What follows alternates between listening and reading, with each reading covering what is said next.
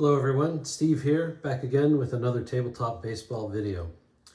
Today I'm going to do an unboxing of sorts, although it's not authentic because as you can see I've already cut open the package, but yesterday I received in the mail a printed copy or set of the 1972 Major League Baseball season for Statis Pro Advanced. And the reason for buying this, I mean, I've always been interested in Statis Pro and the Statis Pro Advanced version, but I didn't own any Statis Pro Advanced until now. But the reason for buying is that I am doing a 1972 Pirates replay, and I did the first 25 games with payoff pitch, and that went well. And my original intention was to do the entire season with payoff pitch. But I got the idea recently that what I should do is rotate sims throughout this replay to kill two birds with one stone. One is for some variety, but the other reason is that I want to have some real experience with these other sims that I have on the shelf or that I'm aware of, so that I can find out if there's one or more that I want to play long term. So with that in mind, I have lined up around 8 sims to play besides payoff pitch, and so Statis Pro Advanced is one of them. So as you can see here, I did order the printed copy, and this is how it comes. It came in a bubble wrap envelope, piece of cardstock on the outside as a protection, and then what you have then is a deck of cards. So here we have the 1972 Baltimore Orioles, and Brooks Robinson, Boot Powell, Bobby Grich finally was on the team, and so on. And of course, what we have here is a good example of some cards of players who played on multiple teams. And I'm not sure, to be honest, how how Statis Pro Advanced deals with these players. I suspect on these cards they might be combined stats, and then I would not be surprised if you went to the individual teams. Maybe there's a card for just the time that they played on those teams. So you know, the player cards take up most of the stack here. Here's some more Baltimore Orioles. Not really sure why we have multiple ones, other than it looks like these players didn't play a lot, so they're kind of fringe players. So maybe they're on separate sheets intentionally, as opposed to the starters that are here. That brings me to my next point, which is I may not separate these cards from each other than maybe my Pirates. I might separate them out. Bear with me here, because I want to find the Pirates and I want to show you what I intend to do. So let's take a look at the Pirates. Arguably, this Pirates team was better than the 1971 team that won the World Series. Try to bring this close and hold it still. But Rennie Stennett got a lot more time at second base. I think this was Bill Mazeroski's last year, and by then was not playing a lot. One thing I like about these cards generally is that they use team colors. although this Pirates Gold probably could have been a little darker when it comes down to reading these stat lines. The point I was going to make about these cards is they're printed on this perforated cardstock, and so just like that you can separate them, so you don't have to cut them yourself, and that's a huge advantage. And from what I can see here, it's a very clean perforation, so that turned out really nice. So looking forward to playing this. Statis Pro Advanced differs a bit from traditional Statis Pro. One of the big differences is that Derek puts left and right splits on the cards, but he did keep intact the base 8 system that goes from 11 to 88, and a lot of the other constructs of the original Statis Pro. What is not obvious, though, to the naked eye is that he's done a lot to improve the statistical accuracy of this game. Particularly in the early years, the pitcher cards were not particularly accurate at times. And Derek has kind of solved that, as well as doing a lot of other things to improve the accuracy. And I have a lot of respect for the work that he has done and continues to do. There are extra features that are on here that didn't used to be on here, like a rest indication, whether or not he's a closer. It looks like a hold rating, things like that. Yeah, so I just want to double check to see if this is actually a Steve Bless pitching card or batting card. Yeah, it's actually both in one, I forgot. So his pitching stats are over here on the left, and his individualized batting card is over here, which is easy to fit because in general, at least in the original Statis Pro, pitchers only gave up singles off of their cards. All the extra base hits were over on the batter card over here.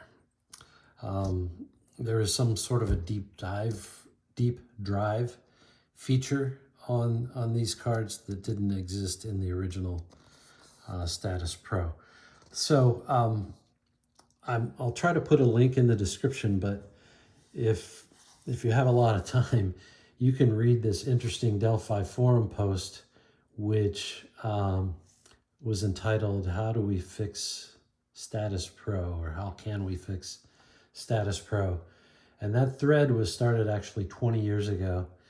And it goes through a lot of gyrations by Derek and others as to ways to build on and improve the original Statis Pro. And believe it or not, I read all 20 years worth of posts on there. At one point, I'm somewhat sick like that. The other thing that Derek did on the pitchers is Statis Pro is famous for this so-called PB number. And this is the driver for pitcher-batter interaction. It determines whether the pitcher card or the batter card are going to control the at-bat. And think of this as rolling 2 D6 dice. So if the number comes up between snake eyes and 7, then against the left-handed batter, then Briles's card is going to control the at-bat. And then if it's 8 or above, then the batter card is going to control the at-bat. And he has separate PB numbers for left hand and right hand. And one of the things he introduced was this 4-7, which is a pure 50-50 split between pitcher and batter, which is original Statis Pro did not have 50-50 split. And just as an aside, this 50-50 scenario is essentially stratomatic, but we won't go there. The reason why these are important, more than I think was obvious originally, is these codes are a way for the pitcher to influence the extra base hits that are served up against him. So you could have a good pitcher, but who gave up a lot of home runs, and I'm thinking like Catfish Hunter, who may have a good card overall, but he may have a low PB number in order to allow the batters to control more of the at-bats and get more of the extra base hits. If I have a chance here at the end, we'll pull up Catfish Hunter's chart for 72. I know in 73 he gave up like over 30 home runs, but I don't recall in 72. So that's that. Lots of stats at the bottom, I think, which is kind of useful. So before we check out Catfish Hunter, I wanted to show you near the end, we have a pitcher batting card, and it's interesting that they have a separate one for pitchers batting at home versus visiting pitchers. They have an emergency pitching card. They have pitcher batting cards and fringe player batting cards, which I'm a big fan of the concept of fringe players having kind of a more generic card rather than trying to card every single person. There's a fringe pitcher set of cards.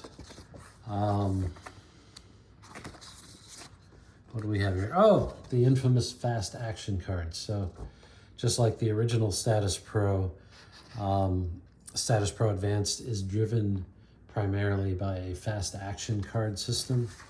And so that PB number that determines pitcher batter interaction is here. The 11 to 88 so-called random numbers are available on this side of the fast action cards. What I do actually when I play Statis Pro is I roll 2 D8 dice for the random number, but I use these fast action cards for everything else. And so that's important and critical. Let me see what else we can find in here. So then we have the obligatory charts, which Derek has done a lot to improve and clarify charts like base stealing, and there's a lot of nice color coding for these, and he's actually got different base stealing charts for different eras. There's kind of a rare play type thing, which is the so-called Z chart. And once in a while, the PB will come up as a Z instead of a PB number. And that will cause you to check these Z charts. And I see at least 2 of those. There's an error chart. A more complex base runner advancement chart, including advances on flyouts, bases empty out chart. These are the different types of ground balls. There's a regular G and the position afterwards, GX, and a GA. And basically, like many games, there's either a slow grounder, a routine one, or a hard grounder. And then there's some fly balls, including some deep flies and some line outs and pop-ups. So that's pretty typical. They have bunting for a hit, which some people like. Runner on first and third. So they've got the standard, or not standard for Statis Pro, but they've got the the 8. Looks like they have the base running situations, and then the interpretation of the various result types from that. And these look like they are double-sided. Yes, they are. There's something in Statis Pro called clutch defense.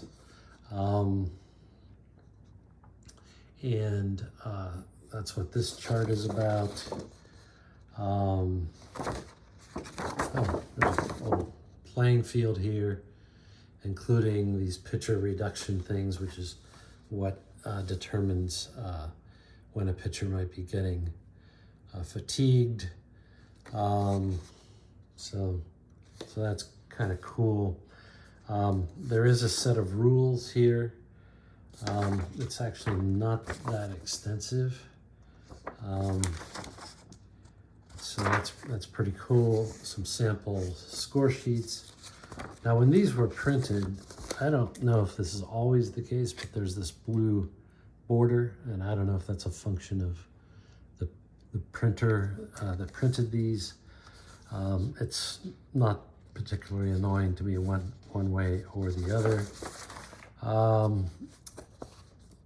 You can play Statis Pro Advanced in Digital Diamond Baseball. So if you buy Digital Diamond Baseball, which is a computerized platform, he gives you the files as part of the purchase, I believe, to upload this season into Statis Pro Advanced and go ahead and play Statis Pro Advanced on Digital Diamond. And that's really it. Let's see, if you'll bear with me, let's see if we can find Catfish Hunter. So this looks like he starts with the American League first, maybe goes somewhat in alphabetical order by city. Thurman Munson, rest in peace. Oakland. So here we have Oakland. Looks like some batters. Love these pictures. So here's Catfish Hunter. So in 72, it doesn't tell me how many home runs he gave up. And it's possible that he just didn't give up as many as he did in 73. But his PB numbers are 4-7, which is 50-50, and versus left-handed batters, it's 2-6, which I think is a notch worse than this 4-7. So it would make sense as a right-handed pitcher that he gave up probably more home runs against left-hand pitchers. And so even though he had a 2.04 ERA and a 5.6 WAR and 121 games, his PB numbers are not that strong. And again, I think that's a function of having given up a lot of home runs and or extra base hits. Interestingly, you have Vida Blue. He has a 2-5, which I think at the beginning of the game, that's the worst you can have. And you really don't want that number, although it's very interesting. He's a left-hander, apparently, and his PB number is worse against left-hand pitchers batters than it is against right-hand batters. There is a little bit of trade-off with Statis Pro, and I don't want to get too far into it, but to balance the math out, a lot of times if you have a bad PB number, you also won't have very many hits on your card when your card is used for the at-bat. Fingers is a 2-9 against left-handers, and 2-9 is, I guess, probably the best you can be out of the gate. So you're going to dominate, I forget what it is. Don't quote me on this, but let's say that's 80% of the plate appearances. But given the fact that most of the results are going to come off of your card, it somewhat gets offset by having extra hits on your card, because the hits have to come from somewhere. And there's very complex math. I've done videos about this, but there's very complex math as to how that should all work. So yeah, that's Statis Pro Advanced. I'm looking forward to using it. Having played the original Statis Pro a little bit in the past and having built some pretty complex spreadsheets for Statis Pro, I'm really looking forward to the features that Statis Pro Advanced offers. So with that, I am going to stop rambling and wish you a good day. Please comment if you have any comments at all. I should have said that at the outset, I mean. Take care. Bye.